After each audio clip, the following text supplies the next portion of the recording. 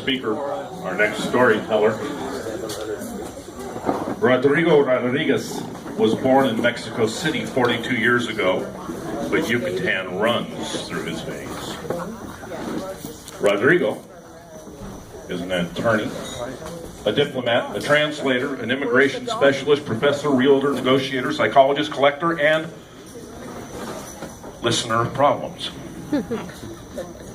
You're a busy guy. He's pleased to simply be a good friend, a good father, and a good husband. Rodrigo, the grandson of the oldest living woman in Progreso, moved to Merida 12 years ago. He says he's never leaving, no matter what.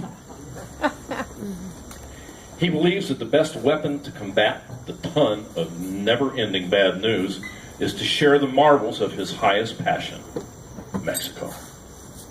Rodrigo Rodriguez. ¡Bravo! ¡Bravo! Eso, muy bien. You look more impressive from here. Well, as an attorney, and I see many familiar faces, please don't worry about the attorney-client privilege thing. Don't worry, nothing is going to be about that. All right? What a roller coaster of emotions. So let's continue on that path. I think everybody here have a special beloved one. Sorry, before I continue, please do excuse my English. I'm probably the only not native speaker this night. But above all, please excuse my French.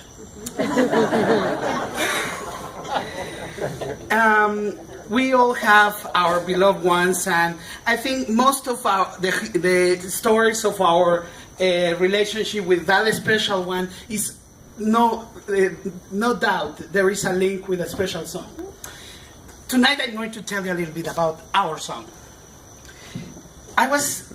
We were 20 years old and we suddenly decided to get married.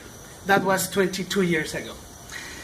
22 years ago, there was not such a thing as wedding planners.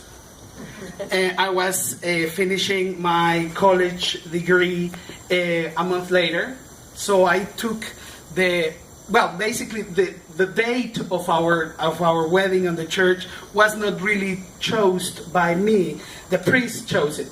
No, he basically when they said, only May 22nd is the only available Saturday we have for this year, even though I wanted the following year, so he just wrote the date. And I didn't even have the money for the wedding, so I was finishing school that very summer, and he said, May 22nd. And I was about to cancel when my wife says, you dare canceling the date. We got married in Cuernavaca, but we didn't live there. That Cuernavaca was a place for our weekends, for my family, when we used to live in Mexico City. Cuernavaca is a hilly place, completely different to Merida. It's a beautiful road in the forest, and we decided to get married on top of a hill. We thought it was going to be extremely romantic. It wasn't so when you are 20 years old. You are lacking of all kind of experience. You have no money. You are in final exams. And I used to live in the north part of the city, so we needed to cross the entire city on a Saturday to go then to the south of the city and then go up to Cuernavaca. So everything that day that could possibly go wrong went wrong. We left there, and just minutes before leaving to the church, I was picking up friends from the airport, and my wife, Fernanda, decided to leave her house. This is a Mexican tradition. You leave your house as a woman wearing your wedding gown from Mexico City, Satélite, to Cuernavaca. So she was wearing her beautiful wedding dress, this beautiful car who was lent by a good friend, the wealthiest friends I had, because he had the best car. So he lent us his car, and we put all these beautiful flower bouquets all around the car. And with Mexico City traffic, it was kind of okay that Fernanda was crossing about 100 kilometers from the north of the city to the south with very, very slow traffic, so the car was okay. The problem started when the road became the highway, and then when the driver started to speed up, all the bouquets flew away. So there she was, picking up, wearing her wedding dress and picking up the bouquets and putting them in the trunk with and the driver who was driving her. That's what I was told. I didn't go with her, but I knew about that because I was there asking, where is everybody? I was there by myself on the top of this hill. If you know Cuernavaca, we got married on this beautiful open chapel on a hill next to Tabachines and the golf club of Lomas de Cuernavaca. And it's a beautiful open chapel, but there was nobody there at 2 in the afternoon when it was supposed to happen. Everything was locked. Not even the priest, not even the person to open the gate was there. Well, about 2 hours later, everybody showed, even the priest. So we finally got married. Later, we went to Las Mañanitas, which is my favorite hotel in Cuernavaca, and we started our reception over there with no more than you guys, about 50, 60 people in the garden. This garden is fantastic. It has these beautiful birds and peacocks and flamingos, and it's just amazing, the green.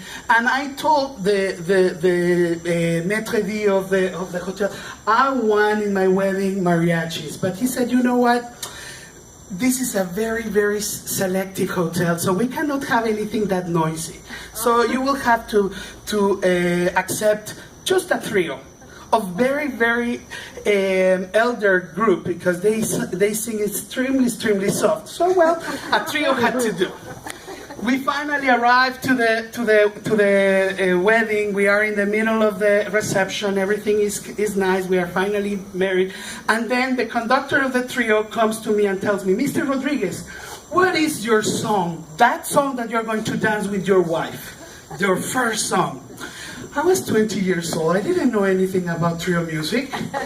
And then I was being looked by my wife, waiting for my answer, waiting for that meaningful, beautiful, that will just transform the rest of our life together. And I was just like, the song never came. I was not that creative that day. So finally, the conductor, very wise guy, he said, oh, this teenager marrying right now, what could he know? And then he whispered the song to his friends, and then they played a beautiful song. So the song chose us. We didn't choose it. That song has followed us and has taken us completely unprepared in many other moments of our lives. 15 years later, I was invited by a company, the Carrefour Foundation, to go to France in order to participate in a congress as a worker of the congress. So I said, you know, I used to work with them here in Mexico, and I said, you know, I love to go to Paris for your congress, except that don't pay me. Just pay the ticket for my wife. And they paid the ticket and my fee. So we went there. Fernanda, as guest of my guest, I told her, well, you know, darling, we are going to go to Paris, but you will have to stay in the hotel from 9 to 6, and then when I leave, we would walk and we will see and we will visit France. You will have to be in a hotel for 2 weeks. And she said, you know what? It's Paris. I don't care if I have to wait for you under a tree. We'll go. But the Carrefour Foundation was so nice that they invited her also in the morning activities for other companionships of the Congress. So she was there visiting Versailles, all the beautiful museums, while I was working. So when I was ready to go, hey, let's walk through Champs-Élysées, she was done. She was happy to look at French TV, but I was happy as long as she was visiting all these beautiful places. However, the foundation was very kind. They really loved me, and I love them. And they invited us also for evening events. You know, these fancy congresses from all Carrefours in the world. So all the people who were invited over there were given opportunities to taste beautiful things about France. So one night we went to a very industrial neighborhood of Paris, a horrible area of Paris, which is weird. I thought everything was beautiful. So we went to a very poor industrial area of Paris where the Carrefour Foundation bought a factory. They bought the factory and they transformed the life of everybody around it because they kept the architectural features of the factory. They left the pipes, they left the furnaces, they left everything, but instead they created inside a beautiful house of arts. So inside this magnificent building, they had different workshops for sculpture, for music, for theater, and in the middle, in the central part of the theater, there was of the House of Arts, there was this beautiful theater in which everybody who received benefits from the foundation that night had a special night to show us what they have done. So they presented us poetry, music, many beautiful things. So we were there, just first row, witnessing the beautiful choir for humble people who live in that area. And this choir started to sing special songs from every single country that was participating in the Congress. So there was music from Spain, there was music from Poland, there was music from the United States, from all over the world. And then when it was the turn of Mexico, there it was, our song. But that was not it. A couple of days later, we are invited to this beautiful boat in order to dine on the Seine River. And we are looking at beautiful museums and Notre Dame lit at night. And all of a sudden, the Eiffel Tower started coming towards us. My wife and I, we are in a table pretty much like this, candlelight, and there is a piano on the front of the boat playing magnificent music. And when, as a witness, the Eiffel Tower is lying in front of us, there it is, our song. Just give me a moment. I need some water. Thank you. Paris that was not the only moment that we were going to live. I was very poor at the time. Being a Mexican lawyer is not what you think.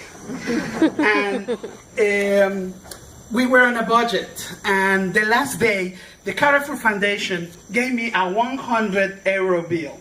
And they told me, Rodrigo, we're terribly sorry. We don't have room for you to take you to the airport. But here you are, 100 euros for you to take a taxi. Thank you for everything. And I was like, wife, Fernanda, we have 100 more euros to spend. So the following day, in order to keep our euros safe, we decided to take the subway to go to take the plane to Charles de Gaulle Airport. So at 5 in the morning, we are carrying our very heavy luggage into the subway with these insane and horrible and nasty stairs in all neighborhood of Paris.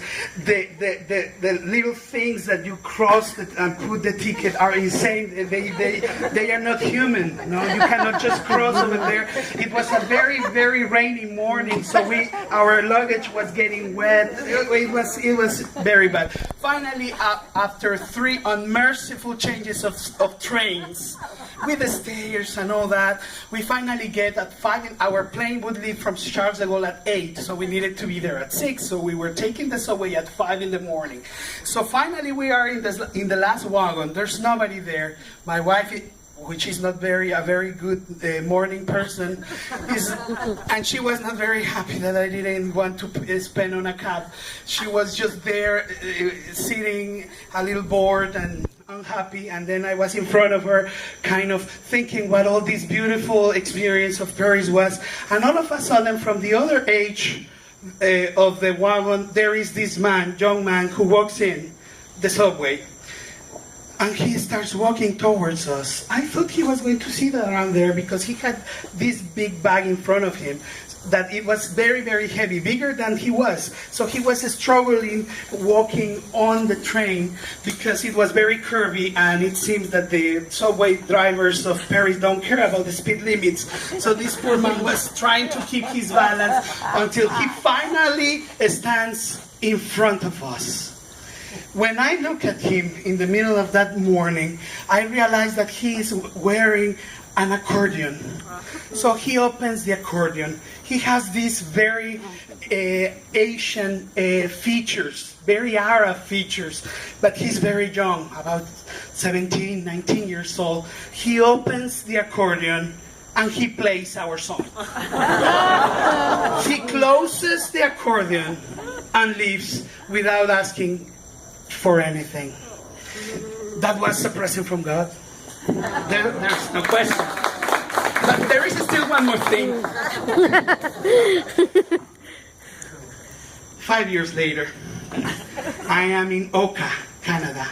Is there any Quebecois here? Well, Oka is a city like Cuernavaca, but the distance is about 80 kilometers from Montreal. I am again there working as a volunteer in Les Petits Frères du Pauvre, the Little Brothers of the Poor. I am working over there for also a congress, but then I asked the house, which is a beautiful cabin, wood cabin, very big, in the middle of a forest, facing a fantastic frozen lake. It was in the middle of March. And, well, in Mexico, March 21st is spring, no? And over there it was snowing. I don't know what's going on with the world. But I am right there, and I asked the lady, the director of the house, to allow me to stay for a couple of more days in the house. She very pleased told me, of course, that, however, there is just one problem, Rodrigo. Tomorrow is it's the birthday of the month. The Little Brothers of the Poor help elder people in situation of abandonment. So every month, 1 day per month, everybody who is registered into their database is invited to celebrate his birthday. So they told me, Rodrigo, this is a lot of work. So you are welcome, but tomorrow we are not going to be able to drive you anywhere. And I said, no, please allow me to participate. So my help was accepted, and I started the morning carrying down food, setting tables, blowing balloons, because that day we were going to receive 25 elders who were going to have their birthday in March. So we started to do everything very early. Everybody there was a volunteer. The chef, the waiters, everybody there. The Little Brothers of the Poor took this very seriously. So they would arrange ambulances, taxis, special equipment, so they could come and have in every single table their specific food they wanted and the guests they wanted. So there were 23 different tables with 23 independent birthday parties. So there were 23 cakes, there were 23 candlelights. It was gorgeous. So when our guests started to come, I would immediately go and assist people to pull the wheelchairs or carry the oxygen tanks and whatever was necessary for them to be absolutely comfortable. We sang 23 times the happy birthday in French. But this has made me such a good business, because every time there is a Quebecois birthday, I just call my client and I start, Cher Jean-Claude, c'est à ton tour de te laisser par l'air d'amour. I sang it 23 times, so I memorized it. Finally, there is this piano man who is playing beautiful Quebecois songs, and everybody is such in a good spirits, and we are having such a good time, when finally the director of the house says, well, let's give an applause to the chef, let's give an applause to the waiters, let's give an applause to the different volunteers, and let's give an applause to the piano man. Oh yes, we have this guy from Mexico, let's give an applause to Rodrigo. So I receive an applause, and I met through glances and smiles, some characters of the friends who were having their birthdays. So I met beautiful blue eyes, a smiley girl. I met very, very angry guy with a cigar over there. So, but they were let to do whatever they wanted. So I started a conversation with this beautiful blue eyes woman, and then she tells me, "Oh, Rodrigo, you are from Mexico. That's so nice. I love Mexican music. Can you sing something for us?" I need water for this. Just give me a moment. I told the piano player, "Maestro, do you know any Mexican song?" Crossing my fingers so he would say no. And he starts these beautiful arrangements, and he says, "I know only this." And there it was, my song. So I started, "Bésame, bésame mucho, como si fuera esta noche la última vez. Bésame, bésame mucho, que tengo miedo perderte, perderte después." The piano man did such a good job, and everybody was with your faces, just like that. They were so like, wow. And then beautiful blue eyes girl asked me, "Rodrigo, that's a beautiful song, but now I am 95. I won't be able to learn Spanish to know the lyrics." I said, "Oh my Lord, now this is personal. I won't let you to continue one more day of your life without knowing what is this beautiful song mean." Let me tell you that my French is not as good as my English. So I confuse a little noun with a verb. So I started to sing. I told the master, "Maestro, please again, now I'm going to do it in French." So I go and I say, "Baissez-moi, baissez-moi beaucoup, comme si ce soir c'est la dernière fois." Now let me tell you what they understood. They understood, "Suck it to me, as tonight was your last very chance." That's what they heard.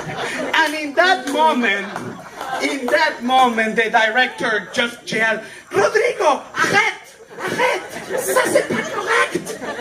I was like, what's going on? What's going on? Beautiful blue eyes told me, "Rodrigo, now I understand many things." Thank you very much.